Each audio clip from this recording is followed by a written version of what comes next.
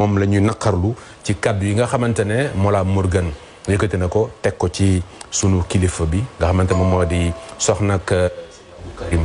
Mbacké borom Makarimal Akhlaq waaye tam soxna Umu Kaltum moom tam bi nga xamante ne ku leen xam-xam ne ñoom seen ay waajur dañoo maandu woon ci lu bëree bëri donc am na yoo xamante ne tamit rafetul ci Sénégal am na yoo xamante ne rafetul te loolu bokk na ci li nga xamante moom la ñuy tàmbalee tey plateau bi nit nag moom defe naa ne boo xasee ba jóg di xeex da nga war a xeex par principe waaw am na koy tëng-tëngi noonu def ko kii rek silencieux su ko defee ñu gën a mën a déggante comme ni ma ko waxee rek nit booy xeex da ngay xeex ci principe nit mën nga xeex ak nit ki waaye ci principe teg ko ci kaddu yoo xamante ne boo waxee dinañ ne ah pourtant ki muy waxal kilifa la waaye wax na dëgg loolu mooy xeex ci principe waaye yàq der xaawi sutura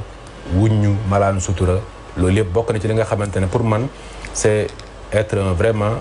un défaillant quoi comme ni ñuy wax parce que ñun nag suñu kilifee la ñu am ku ci nekk ci ñun fi am na foo xamante ne fa nga bokk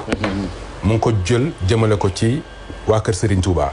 man ma bokk ci waa kër Cheikh al Islam Alaaji Ibrahima Niass te Serigne Touba ak Maam Abdoulaye Niass Serigne Fallou ak Baye Niass Maam Abdou Aziz Dabakh ak Serigne Saliou sëñ Limamou Laye ak Serigne Touba donc ñoom ñëpp benn famille la moo tax képp koo ci laal rek pour man famille yëpp dañoo war a jóg parce que am loo xamante ne quand même rafetul te àdduna dafay jeex te li des bëreetul àdduna day jeex te nag li ci gën a doy waar mooy